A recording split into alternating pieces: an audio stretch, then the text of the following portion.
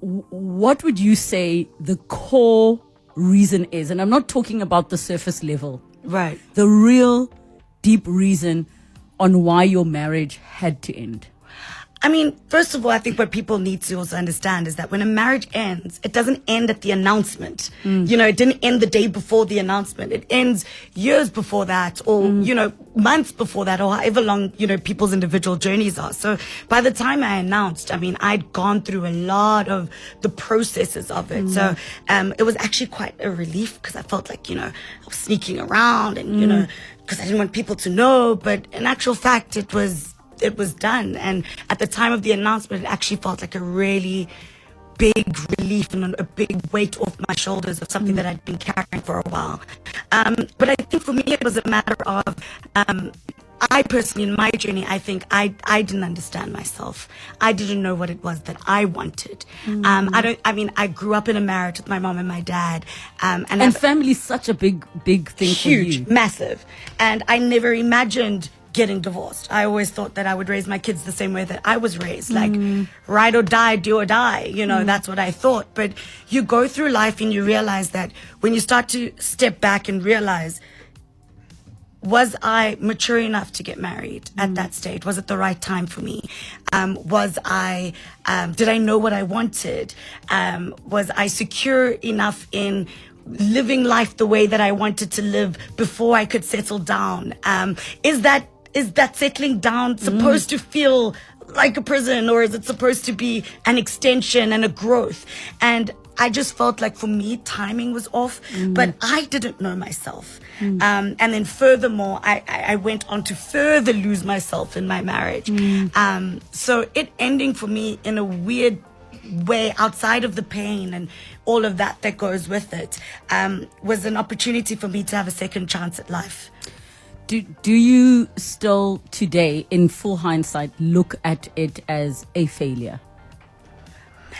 I think the failure part is on my part, from not being able to pick up what was right for me at a time before I went all the way. And I failed myself. You know, in relationships, you always know, you know, when you look back, you're like, but that was a red flag, or that was a red flag, and that was red. Well, you're a red flag. Yeah. You know, there's so many, I'm not, you know, pushing the blame in any shape or form, but, you know, you're either a red flag and you're not acknowledging it, or they're a red flag, or they have red flags and you're not acknowledging it.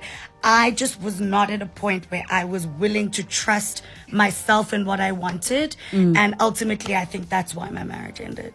So I don't believe in marriages ending as them being failures. I genuinely see them as they ran the course they were meant to. Sure.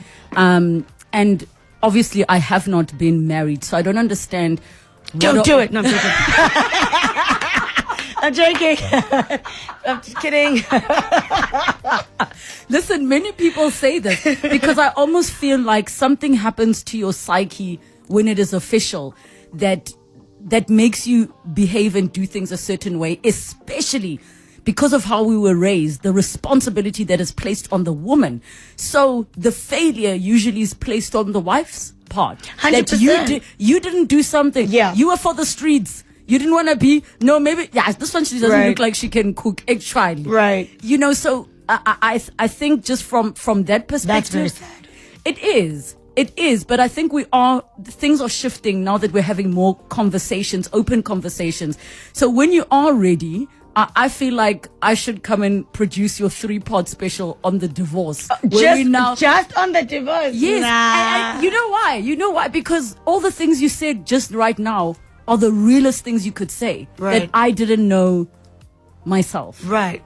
That's as real as it gets. You didn't sit here pointing fingers. You were like, it was me. Yeah. I didn't know myself. I really, for me, it's one of those things where I look at the situation and I'm so grateful for my son. He's the greatest blessing, and I'll always be grateful for my marriage because it gave me my son.